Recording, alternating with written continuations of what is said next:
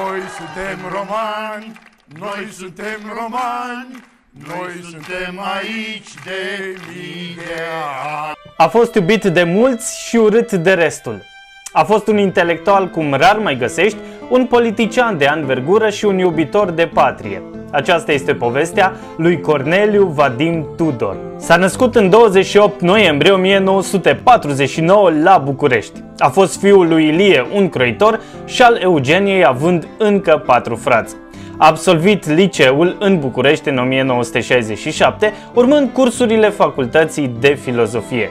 După ce a făcut serviciul militar, în anul 1978 a mers la Viena pentru a urma câteva studii în istorie. El este fondatorul Partidului România Mare, care în 1992 a intrat la alegeri în Parlamentul României. În 1996 a candidat la alegerile prezidențiale, ieșind pe locul 5. 4 ani mai târziu